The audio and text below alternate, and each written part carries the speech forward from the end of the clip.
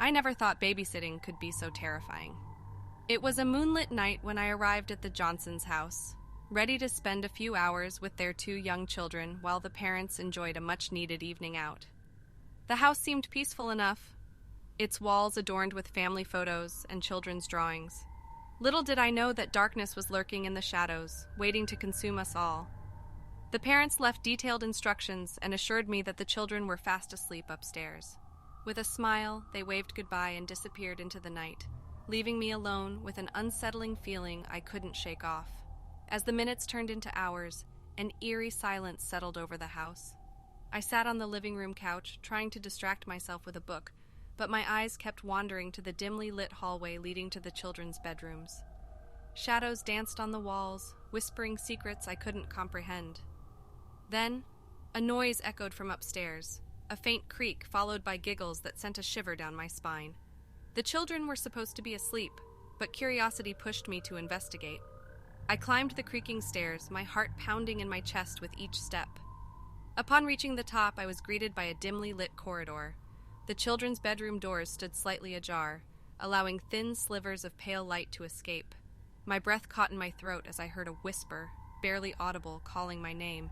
The voice seemed innocent, yet there was an underlying malice that chilled me to the bone. I approached the first bedroom, pushing the door open gently. The room was empty, the sheets on the bed untouched. Puzzled, I moved to the next door, my hands trembling. Again, an empty room greeted me, devoid of any signs of life. With growing unease, I reached the last room, the youngest child's room. As I pushed the door open, a gust of cold wind swept through the corridor, extinguishing the hallway lights. The room was cloaked in darkness, save for a faint glow emanating from beneath the bed. Heart pounding, I knelt down and peered beneath the bed. What I saw sent a surge of terror through my veins. An empty, soulless doll, its glassy eyes fixated on me. But something was off. Its expression seemed to change, contorting into an evil grin, revealing rows of razor-sharp teeth. I recoiled, stumbling backward, my mind racing with fear. The doll's haunting laughter filled the room, echoing through the house. Panic took hold of me, and I sprinted towards the stairs, desperate to escape. But as I reached the bottom, the living room had transformed. Shadows twisted and writhed along the walls, morphing into grotesque figures. Their piercing eyes followed my every move, their presence suffocating. The house itself seemed alive, a malevolent entity intent on consuming my very soul. In a frenzy, I fumbled for the front door, praying for salvation. But as I turned the doorknob, it refused to budge. I was trapped in a nightmare that refused to release its grip. Whispers surrounded me, growing louder and more menacing. The walls closed in, the air grew thick with an otherworldly presence. I screamed, my voice drowned by the cacophony of darkness. And then, as suddenly as it had begun, the house fell silent. The whispers faded, and the walls receded. The front door swung open effortlessly, revealing the safety of the outside world. Trembling and gasping for air, I stumbled out into the night, leaving behind the house of horrors.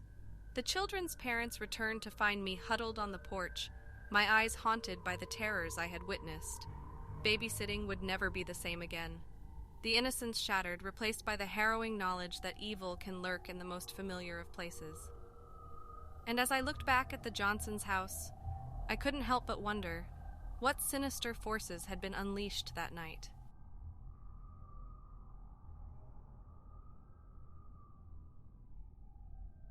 Babysitting had always been an adventure, but nothing could prepare me for the horrors that awaited us at the carnival. The sun had just begun its descent as I arrived at the Thompsons' house, ready to spend an evening of fun with their 2 energetic children, Emily and Michael. The carnival was in town, and the kids' excitement was contagious. With a quick wave from the parents, we embarked on our journey to the carnival. The air was electric with the scent of popcorn and cotton candy, and the sound of laughter and lively music filled the atmosphere. It seemed like the perfect evening for a thrilling adventure. As we entered the carnival grounds, the children's eyes widened with wonder. Colorful lights illuminated the night sky, casting an enchanting glow on the various attractions. We strolled along, exploring the rides, games, and endless rows of enticing stalls. But amidst the joyful chaos, a foreboding sensation gnawed at the edges of my mind. The bustling crowd masked an underlying sense of unease, as if something sinister lurked in the shadows.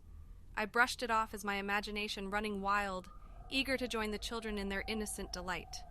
We hopped on rides that spun us in dizzying circles and elicited laughter from the depths of our souls. The night sky blurred as the lights and sounds merged into a kaleidoscope of excitement. But then a figure caught my attention, a clown, his face adorned with a fixed, eerie grin. My heart skipped a beat as I noticed his gaze fixed on us, his eyes filled with a chilling intensity. I urged the children to move away to seek refuge in the crowded areas of the carnival, hoping to escape the clown's gaze. But no matter where we went, he seemed to follow, his presence growing more menacing with each passing moment. Panic gripped me, but I couldn't show my fear to the children. We stumbled upon a tent, its entrance shrouded in darkness. A sign read, "Hall of Mirrors." Curiosity got the better of us, and we ventured inside, hoping to lose the pursuing clown amidst the mirrors' confusion. Inside, the air grew thick, and the atmosphere became oppressive. The reflections seemed distorted, twisting our forms into grotesque shapes. The children giggled, their innocence untouched by the creeping sense of unease that surrounded us. But as I glanced at my own reflection, I froze.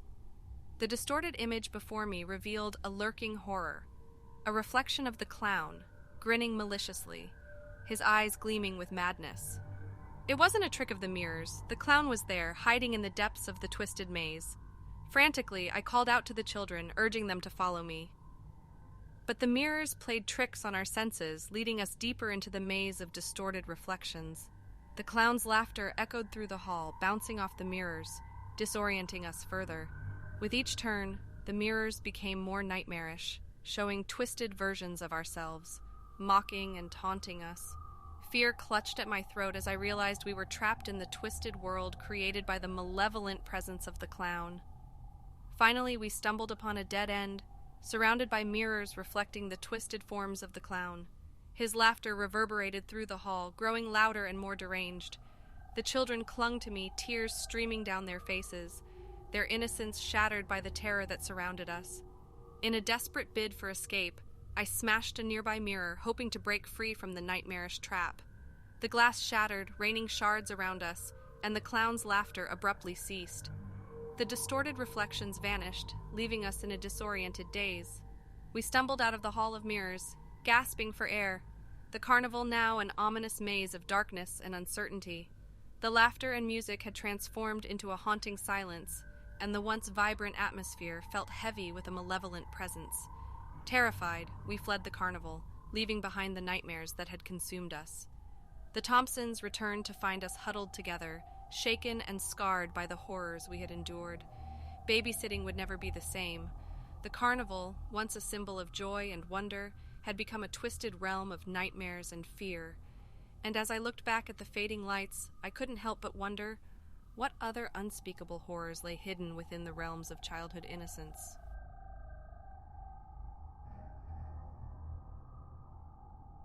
Babysitting on Halloween night was a daunting task, but I couldn't turn down the opportunity to earn some extra money. The Grant family had planned a night out, leaving me in charge of their two young children, Timmy and Lily. As I arrived at their old, creaky house, the wind howled through the trees, adding an eerie touch to the already unsettling evening. The children were brimming with excitement, dressed in their adorable costumes. Timmy was a little vampire, complete with fake fangs, while Lily pranced around as a playful witch.